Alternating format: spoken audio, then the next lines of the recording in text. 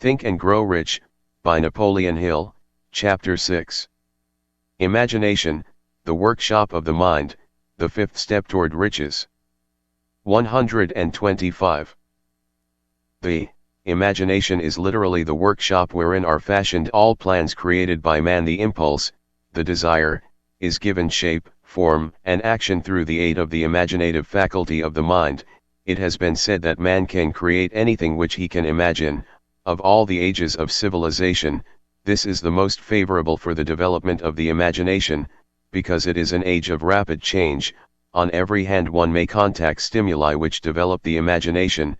Through the aid of his imaginative faculty, man has discovered, and harnessed, more of nature's forces during the past 50 years than during the entire history of the human race. Previous to that time he has conquered the air so completely, that the bird's axe a poor match for him. In flying he has harnessed the ether, and made it serve as a means of instantaneous communication with any part of the world.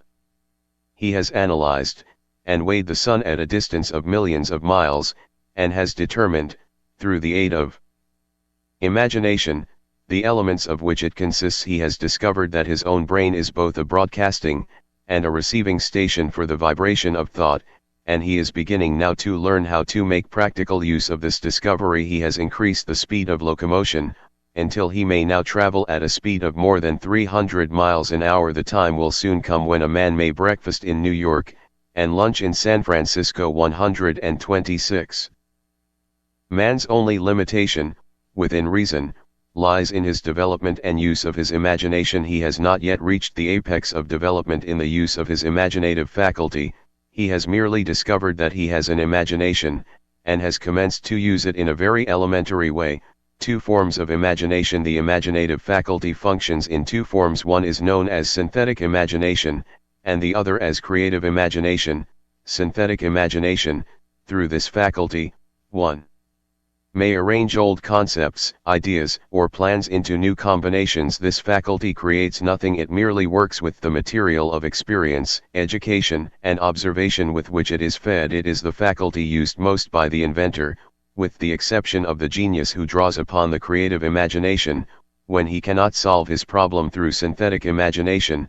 Creative imagination, through the faculty of creative imagination, the finite mind of man has direct communication with infinite intelligence. It is the faculty through which hunches and inspirations are received. It is by this faculty that all basic, or new ideas are handed over to man. 127.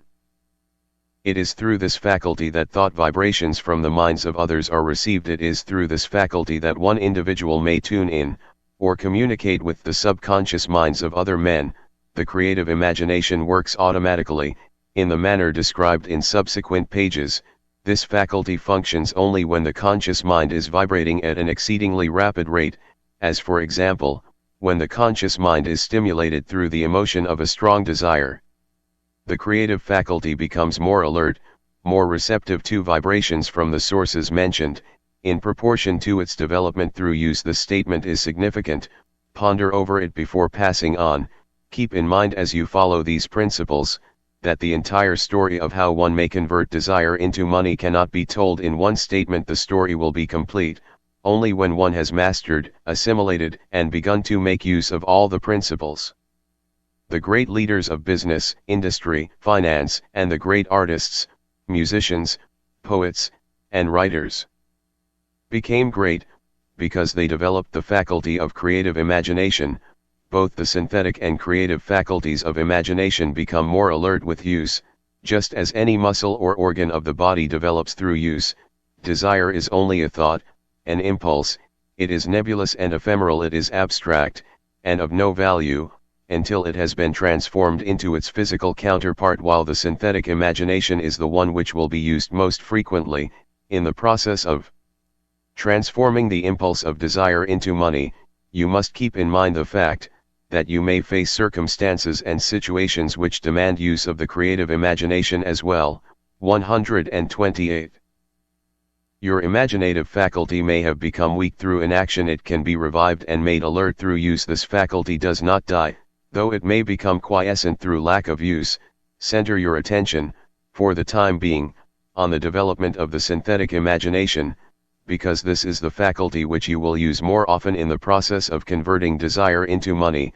Transformation of the intangible impulse, of desire, into the tangible reality, of money, calls for the use of a plan, or plans. These plans must be formed with the aid of the imagination, and mainly, with the synthetic faculty. Read the entire book through, then come back to this chapter, and begin at once to put your imagination to work on the building of a plan, or plans, for the transformation of your desire into money. Detailed instructions for the building of plans have been given in almost every chapter. Carry out the instructions best suited to your needs. Reduce your plan to writing. If you have not already done so, the moment you complete this, you will have definitely given concrete form to the intangible desire. Read the preceding sentence once more. Read it aloud, very slowly, and as you do so, remember that the moment you reduce the statement of your desire, and a plan for its realization, to writing, you have actually taken the first of a series of steps, which will enable you to convert the thought into its physical counterpart. The earth on which you live, you, yourself, and every other material thing are the result of evolutionary change, through which microscopic bits of matter have been organized and arranged in an orderly fashion. 129. Moreover, and this statement is of stupendous importance, this earth, every one of the billions of individual cells of your body, and every atom of matter began as an intangible form of energy. Desire is thought impulse. Thought impulses are forms of energy. When you begin with the thought impulses desire, to accumulate money, you are drafting into your service the same stuff that nature used in creating this earth, and every material form in the universe, including the body and brain, in which the thought impulses function. As far as science has been able to determine, the entire universe consists of but two elements, matter and energy. Through the combination of energy and matter, has been created everything perceptible to man, from the largest star, which floats in the heavens, down to, and including man, himself. 130. You are now engaged in the task of trying to profit by nature's method. You are, sincerely and earnestly, we hope, trying to adapt yourself to nature's laws, by endeavoring to convert desire into its physical or monetary equivalent. You can do it. It has been done before. You can build a fortune through the aid of laws which are immutable, but, first, you must become familiar with these laws, and learn to use them through repetition, and by approaching the description of these principles from every conceivable angle, the author hopes to reveal to you the secret through which every great fortune has been accumulated. Strange and paradoxical as it may seem, the secret is not a secret. Nature herself advertises it in the earth on which we live, the star, the planets suspended within our view, in the elements above and around us, in every blade of grass, and every form of life within our vision. Nature advertises the secret. In the terms of biology, in the conversion of a tiny cell, so small that it may be lost on the point of a pin, into the human being. Now reading this line, the conversion of desire into its physical equivalent is, certainly, no more miraculous. Do not become discouraged if you do not fully comprehend all that has been stated, unless you have long been a student of the mind. It is not to be expected that you will assimilate all that is in this chapter upon a first reading, but you will, in time, make good progress. The principles which follow will open the way for understanding of imagination. Assimilate that which you understand, as you read this philosophy for the first time. Then, when you reread and study it, you will discover that something has happened to clarify it, and give you a broader understanding of the whole. Above all, do not stop, nor hesitate in your study of these principles until you have read the book at least 3 times, for then, you will not want to stop. 131. How to make practical use of imagination. Ideas are the beginning points of all fortunes. Ideas are products of the imagination. Let us examine a few well-known ideas which have yielded huge fortunes, with the hope that these illustrations will convey definite information concerning the method by which imagination may be used in accumulating riches. The enchanted kettle. 50 years ago, an old country doctor drove to town, hitched his horse, quietly slipped into a drug store by the back door, and began dickering with the young drug clerk. his mission was destined to yield great wealth to many people. It was destined to bring to the South the most far-flung benefits since the Civil War. For more than an hour, behind the prescription counter, the old doctor and the clerk talked in low tones. Then the doctor left. He went out to the buggy and brought back a large old-fashioned kettle, a big wooden paddle, used for stirring the contents of the kettle, and deposited them in the back of the store. The clerk inspected the kettle, reached into his inside pocket, took out a roll of bills, and handed it over to the doctor. The roll contained exactly $500,00, the clerk's entire savings. The doctor handed over a small slip of paper on which was written a secret formula. The words on that small slip of paper were worth a king's ransom. But not to the doctor. Those magic words were needed to start the kettle to boiling, but neither the doctor nor the young clerk knew what fabulous fortunes were destined to flow from that kettle. 132.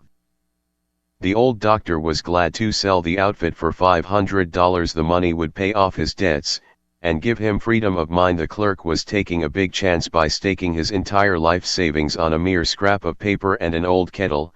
He never dreamed his investment would start a kettle to overflowing with gold that would surpass the miraculous performance of Aladdin's lamp. What the clerk really purchased was an idea. The old kettle and the wooden paddle, and the secret message on a slip of paper were incidental. The strange performance of that kettle began to take place after the new owner mixed with the secret instructions an ingredient of which the doctor knew nothing. Read this story carefully, give your imagination a test, see if you can discover what it was that the young man added to the secret message, which caused the kettle to overflow with gold. Remember, as you read, that this is not a story from Arabian Nights. Here you have a story of facts, stranger than fiction, facts which began in the form of an idea. Let us take a look at the vast fortunes of gold this idea has produced. It has paid, and still pays, huge fortunes to men and women all over the world, who distribute the contents of the kettle to millions of people. The old kettle is now one of the world's largest consumers of sugar, thus providing jobs of a permanent nature to thousands of men and women engaged in growing sugar cane, and in refining and marketing sugar. 133. The old kettle consumes, annually, millions of glass bottles, providing jobs to huge numbers of glass workers. The old kettle gives employment to an army of clerks, stenographers, copywriters, and advertising experts throughout the nation. It has brought fame and fortune to scores of artists who have created magnificent pictures describing the product. The old kettle has converted a small southern city into the business capital of the South, where it now benefits, directly, or indirectly, every business and practically every resident of the city. The influence of this idea now benefits every civilized country in the world, pouring out a continuous stream of gold to all who touch it. Gold from the kettle built and maintains one of the most prominent colleges of the South, where thousands of young people receive the training essential for success. The old kettle has done other marvelous things. All through the world depression, when factories, banks, and business houses were folding up and quitting by the thousands, the owner of this enchanted kettle went marching on, giving continuous employment to an army of men and women all over the world, and paying out extra portions of gold to those who, long ago, had faith in the idea. If the product of that old brass kettle could talk, it would tell thrilling tales of romance in every language, romances of love, romances of business, romances of professional men and women who are daily being stimulated by it. 134. The author is sure of at least one such romance, for he was a part of it, and it all began not far from the very spot on which the drug clerk purchased the old kettle. It was here that the author met his wife, and it was she who first told him of the enchanted kettle. It was the product of that kettle they were drinking when he asked her to accept him for better or worse.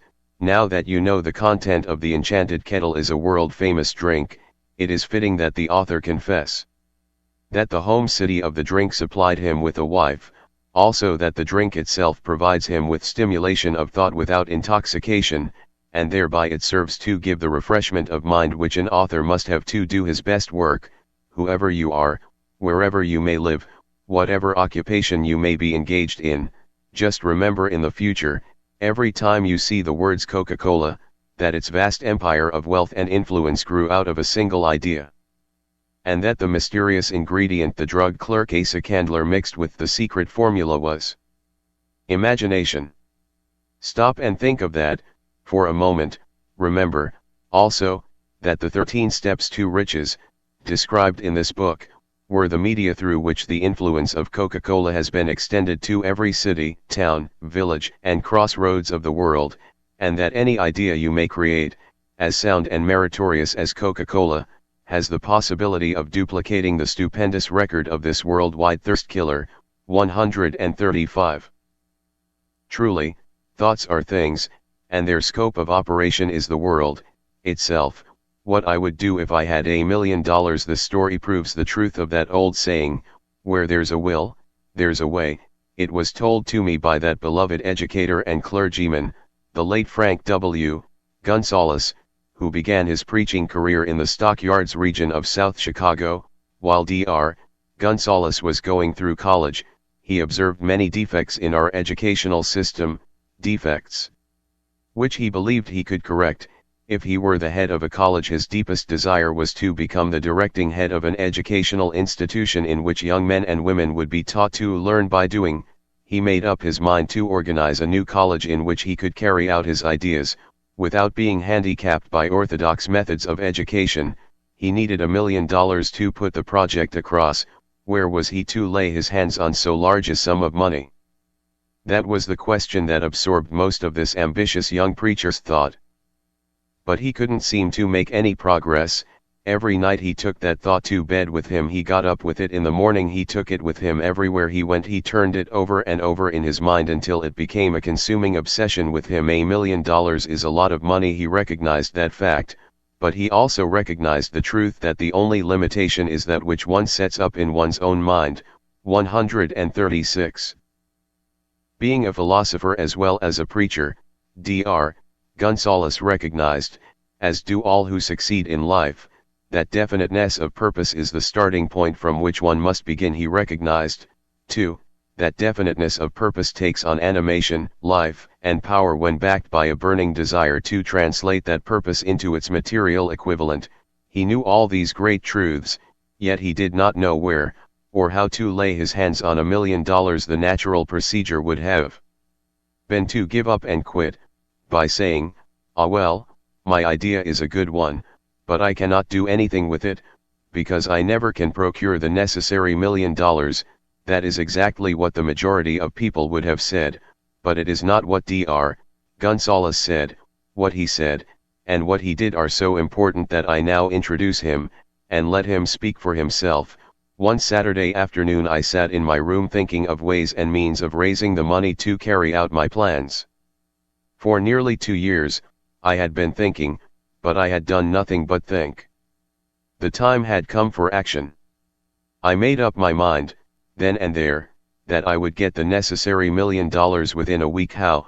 I was not concerned about that. The main thing of importance was the decision to get the money within a specified time, and I want to tell you that the moment I reached a definite decision to get the money within a specified time, a strange feeling of assurance came over me, such as I had never before experienced. Something inside me seemed to say, "Why didn't you reach that decision a long time ago? The money was waiting for you all the time." 137.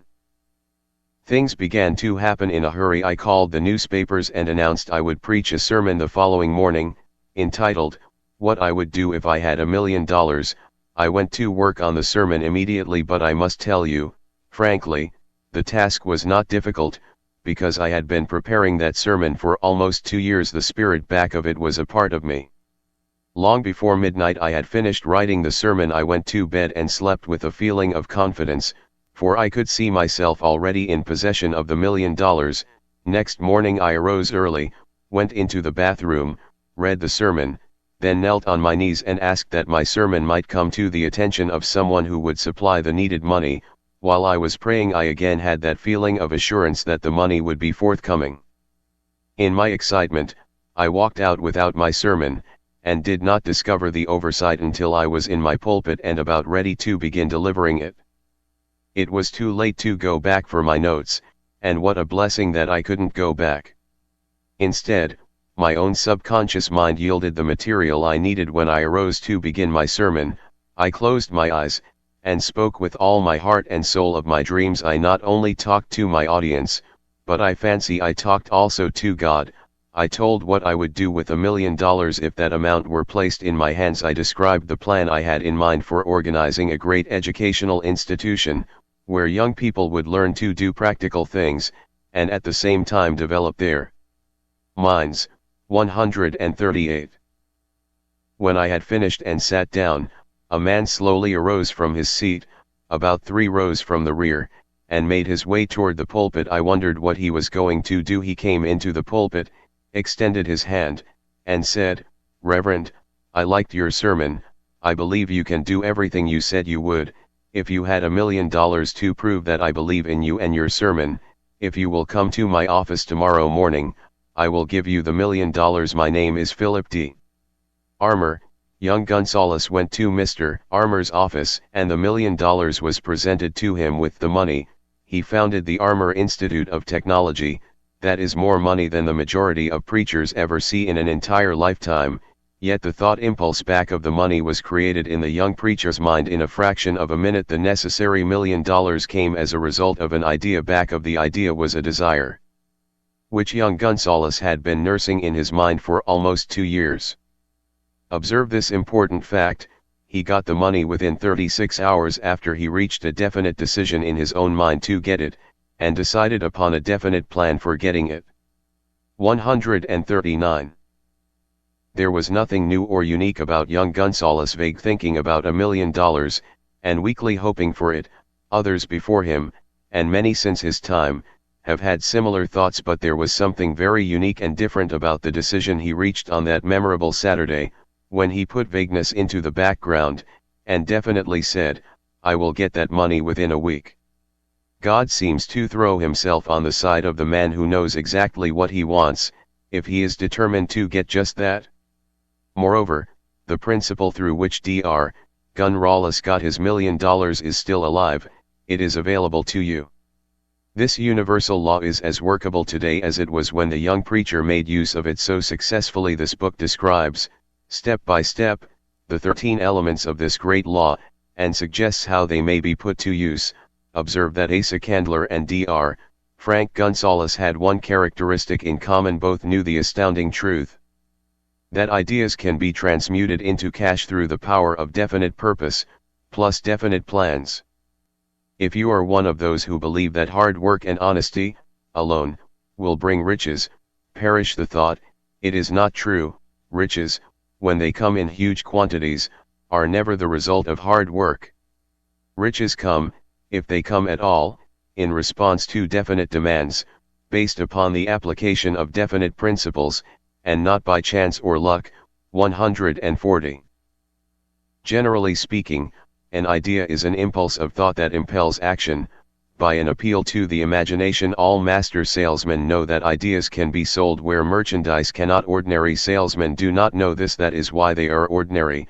A publisher of books, which sell for a nickel, made a discovery that should be worth much to publishers generally.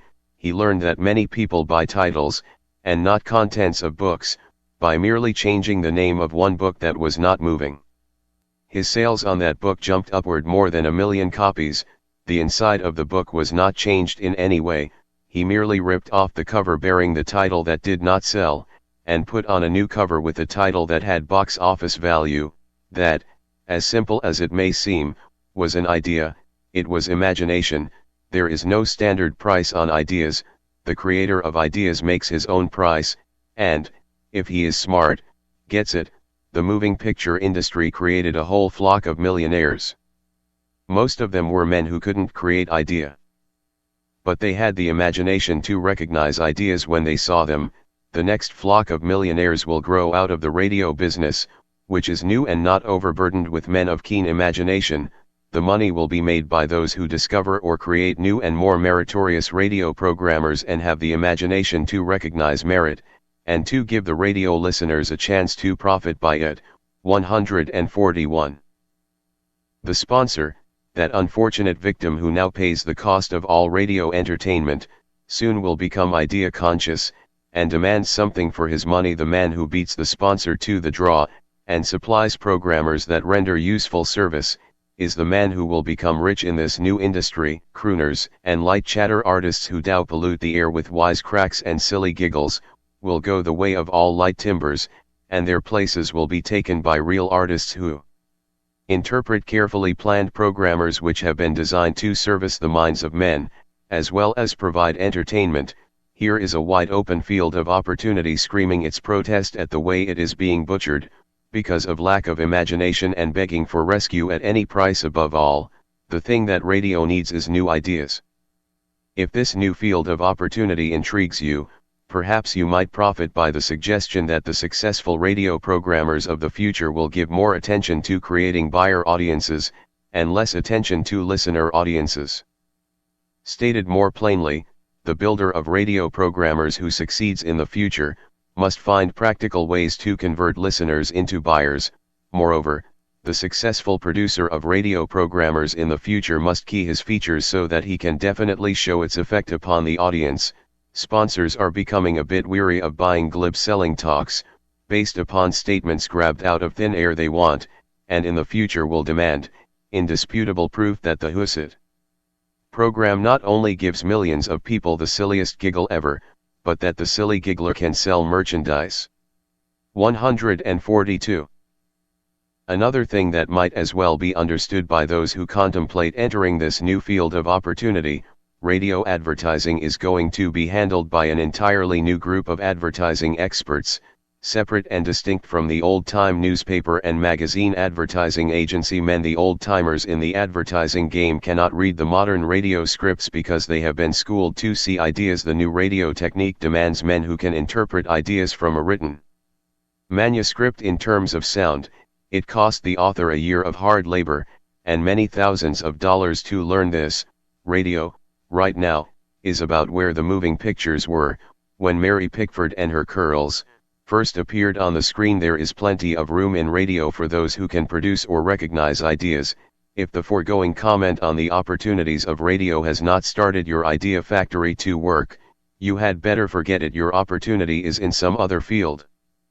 If the comment intrigued you in the slightest degree, then go further into it, and you may find the one idea you need to round out your career.